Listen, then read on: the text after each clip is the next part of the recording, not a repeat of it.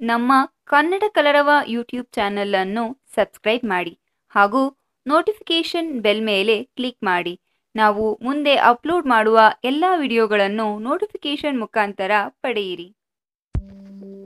ನಮಸ್ಕಾರ ವೀಕ್ಷಕರೇ, ಜನವರಿ ತಿಂಗಳ ಮೊದಲನೇ ವಾರ ಮುಗ್ದೇ ಹೋಯ್ತು. ಇನ್ನೇನು ಎರಡನೇ ವಾರ ಶುರುವಾಗೋಯ್ತು.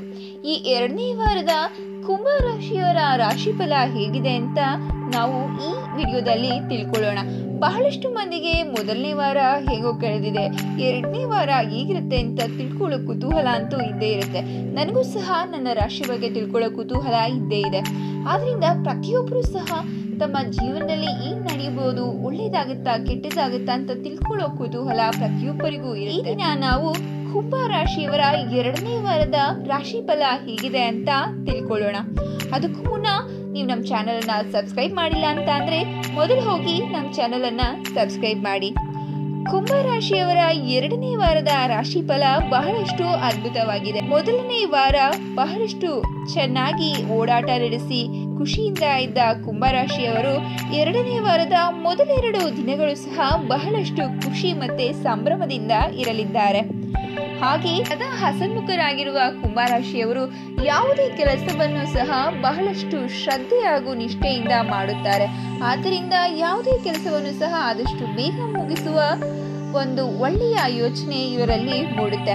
ಅದೇ ರೀತಿ ಎರಡನೇ ವಾರದ ನಂತರದ 2 ದಿನಗಳು ಅಂತಂದ್ರೆ 10 ಮತ್ತೆ 11 ಇನ್ನು ಹೆಚ್ಚು ಲಕ್ಕಿ ಅಂತಾನೆ ಹೇಳ್ಬೋದು. ಅವರು ಯಾವಾಗೂ ಸಹ ಒಳ್ಳೆಯದನ್ನೇ ಥಿಂಕ್ ಮಾಡೋದ್ರಿಂದ ಹಾಗೂ ಯಾವಾಗಲೂ ಸಹ ಏನಾದ್ರೂ ಆದ್ರೂ ಅದು ಒಳ್ಳೆಯದಕ್ಕೆ ಆಗುತ್ತೆ ಅಂತ ಯೋಚನೆ ಮಾಡೋದ್ರಿಂದ ಅವರು ಮಾಡುವ ಎಲ್ಲಾ ಕೆಲಸಗಳು ಸಹ ಒಳ್ಳೆಯ ರೀತಿಯಿಂದಲೇ ಮುಗಿಯುತ್ತೆ. ಅದೇ ರೀತಿ ಇನ್ನು ಅವ್ರಿಗೆ ಒಂದು ಎಚ್ಚರಿಕೆ ಯಾವ ರೀತಿ ಕೊಡ್ತೀವಿ ಅಂತಂದ್ರೆ, ಯಾವುದೇ ಕಾರಣಕ್ಕೂ ಹೊಸ ಜನಗಳನ್ನ ಆದಷ್ಟು ಬೇಗ ನಂಬಬೇಡಿ. ಯಾಕೆಂತಂದ್ರೆ ಹೊಸ ಜನಗಳನ್ನ ನಂಬೋದ್ರಿಂದ ನಿಮ್ಮ ವ್ಯವಹಾರ ಮತ್ತೆ ವ್ಯಾಪಾರಗಳಲ್ಲಿ ಬಹಳಷ್ಟು ನಷ್ಟ ಆಗುವ ಪರಿಸ್ಥಿತಿ ನಿಮ್ಗೆ ಉಂಟಾಗಬಹುದು.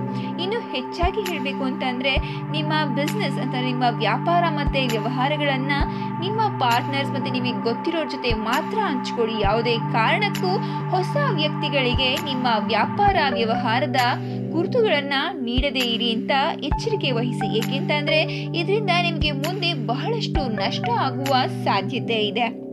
ಇನ್ನು ಮುಂದಿನ 3 ದಿನಗಳು ಸಹ ನಿಮ್ಗೆ ಬಹಳಷ್ಟು ಒಳ್ಳೆಯದು ಮತ್ತೆ ಕೆಟ್ಟದು ಎರಡೂ ಆಗುತ್ತೆ. ಆದ್ರೆ ನೀವು ಯಾವ ರೀತಿ ನಡ್ಕೊಂತೀರಾ ಅನ್ನೋದ್ರ ಮೇಲೆ ನಿಮ್ಮ ರಾಶಿ ಫಲ ನಿಂತಿದೆ ಅಂತಾನೆ ಹೇಳ್ಬೋದು. ಯಾಕೆಂತ ಅಂದ್ರೆ ನೀವು ಹೆಚ್ಚು ಕೋಪ ಮಾಡಿಕೊಂಡು ಮಾತಿಗೆ ಮಾತು ಬೆಳೆಸೋದ್ರಿಂದ ನಿಮ್ಗೆ ಜಗಳಗಳು ಹೆಚ್ಚಾಗಿ ಕಷ್ಟ ಉಲ್ಬಣವಾಗುತ್ತೆ.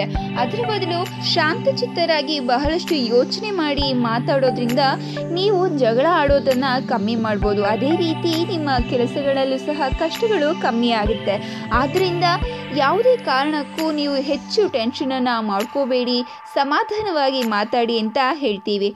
ಇನ್ನು ವಿದ್ಯಾರ್ಥಿಗಳಿಗಂತೂ ಇದು ಬಹಳಷ್ಟು ಒಳ್ಳೆಯ ಕಾಲ. ಏಕೆಂತಂದರೆ ನೀವು ಯಾವುದೇ ಒಂದು ಪಠ್ಯವನ್ನು ಹೆಚ್ಚು ಕಾನ್ಸಂಟ್ರೇಟ್ ಮಾಡಿ ಓದೋದ್ರಿಂದ ನಿಮಗೆ ಅದು ಹೆಚ್ಚಾಗಿ ನೆನಪಿನಲ್ಲಿ ಉಳಿದುಕೊಳ್ಳುವ ಸಾಧ್ಯತೆ ಹೆಚ್ಚಾಗಿದೆ.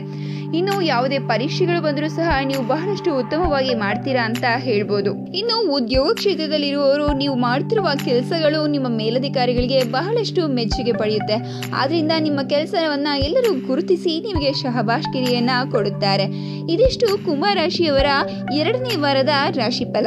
ಈ ರಾಶಿಫಲದ ಬಗ್ಗೆ ನಿಮ್ಮ ಅನಿಸಿಕೆಗಳನ್ನ ಕಮೆಂಟ್ ಮೂಲಕ ನಮಗೆ ತಿಳಿಸಿ ಹಾಗೂ ಆದಷ್ಟು ಈ ವಿಡಿಯೋವನ್ನ ಲೈಕ್ ಮಾಡಿ, ಶೇರ್ ಮಾಡಿ. ಮರೆಯದೆ ನಮ್ಮ ಚಾನೆಲ್ ಅನ್ನ ಸಬ್ಸ್ಕ್ರೈಬ್ ಮಾಡಿ.